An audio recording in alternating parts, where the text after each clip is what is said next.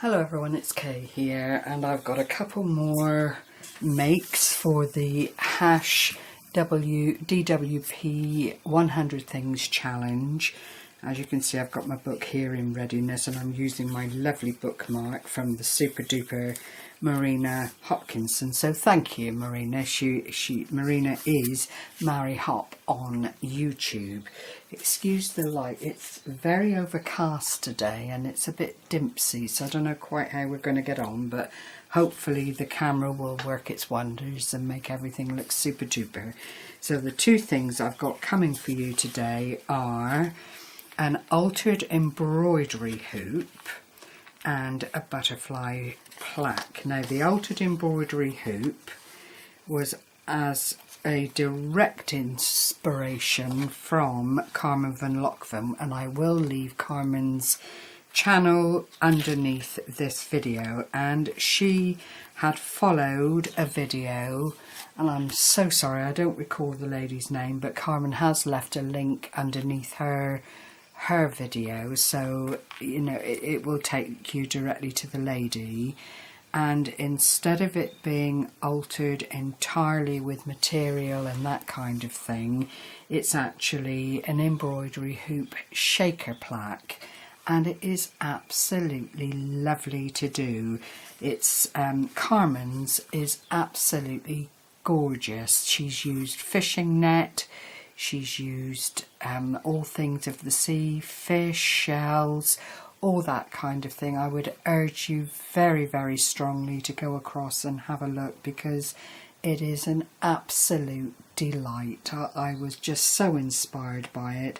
I did follow the link. I did follow the lady who had done, I don't know whether she'd seen it or whether it was the original idea, but I did follow the link that Carmen left, and it just gave rise then to more inspiration, and I've actually subscribed to the lady.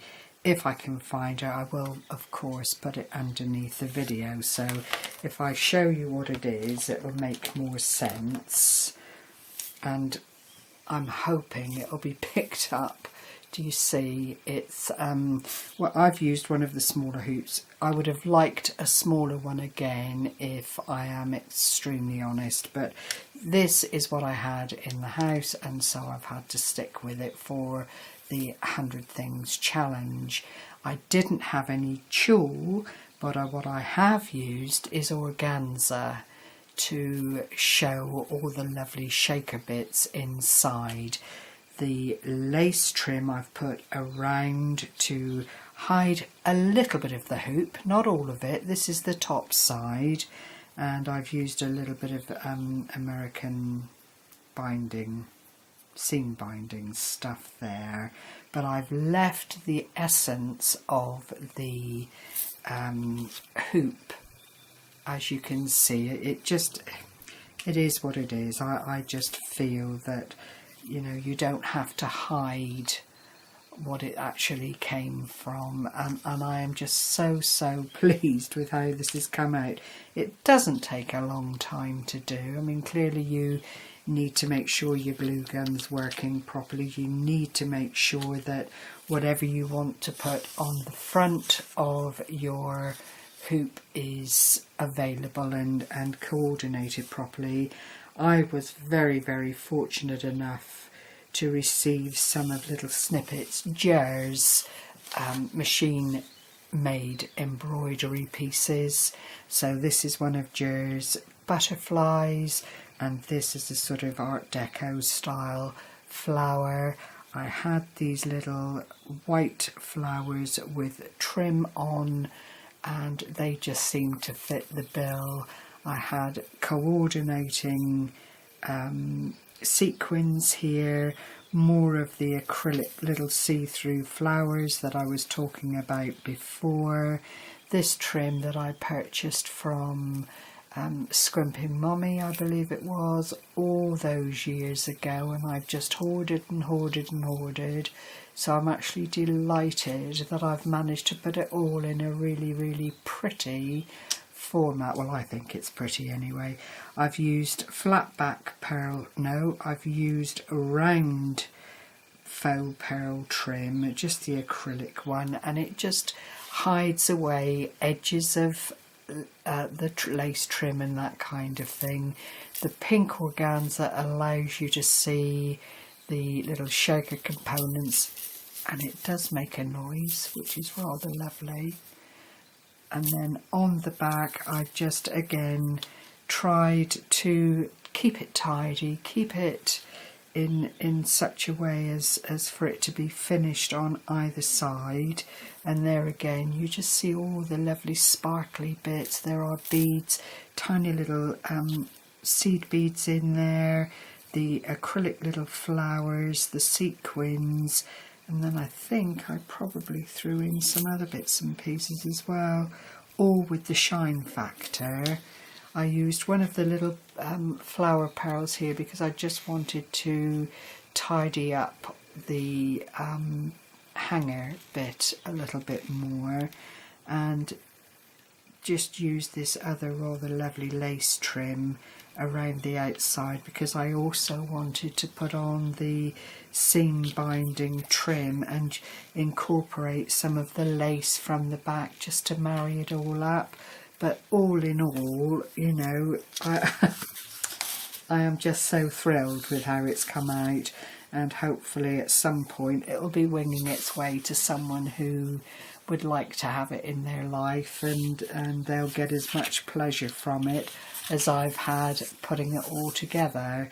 I can't apologise enough for swooping on things that inspire me from other people, but having the prospect of making more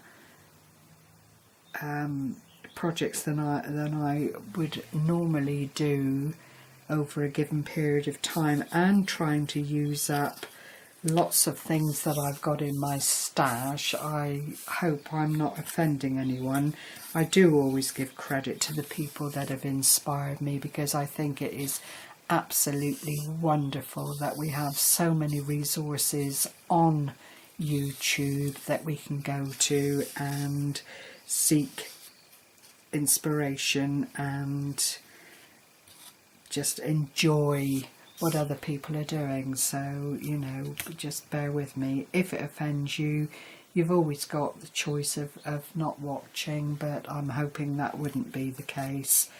I just think by the end of these 100 things I will have borrowed bits and pieces from across the world, because there's only so much my poor old brain can come up with in a nutshell.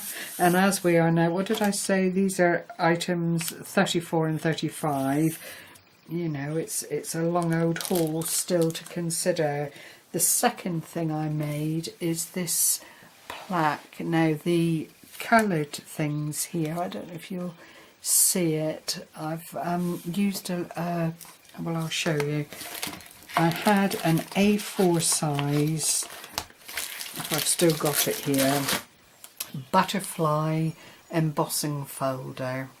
I had Fernley design wooden plaques that I've had in my stash for a long time.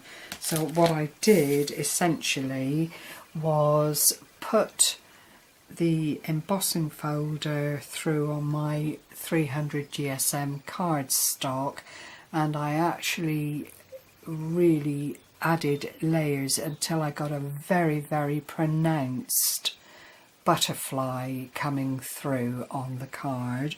I then used a lot of mica inks in purple and pink and a little bit of green and a kind of creamy colour and an antique gold, which just blended together beautifully. I hope you can see all the mica, all the lovely colours that are there. I then wanted to put on some discreet sentiments, so I actually rubbed them with the rub and buff as well, but the words, when you see it in real life, are flowers, colourful, remember and sunshine. But I didn't want them to be glaringly obvious, because butterflies are a wonderful, wonderful thing, and they mean so much and have meanings, so many, for a lot of people, and I didn't want to take away from that. The focal point, if you like, of the plaque are the butterflies, and to have put the words in bold would have detracted from that somehow. So I hope you understand what I've tried to do with this. I don't always succeed, but I am quite happy with how it came out. And then I proceeded to use this moss green ribbon as a hanger. Now clearly that can be changed, it's just knotted through. I've trimmed off the ribbon so that it won't fray and cause a problem, but you know, that is subject to change if somebody wanted it and they didn't like that colour. Around the edge I've used some vintage photograph, and then I've gone around it again with a little bit of soot from Tim Holtz Distress Inks just to finish off that border. The back is shamelessly what it was, with little bits of spray, little bits of spritz, little bits of all sorts there. But you know, it is handmade, and perfection only comes in mass-produced areas in shops, so it has to be born with, I'm going to say, and that's my excuse today. I'm awfully tired, so I can't really do much more. So there we are. I'm going to leave those two with you. Thank you as always for sharing time with me and following my challenge, and I will see you again soon. I might have to go and look on Pinterest, look on YouTube, because my head is increasingly void of inspiration. So thank you so much again, once again everyone, and take care. Happy crafting, and see you again soon. Bye bye.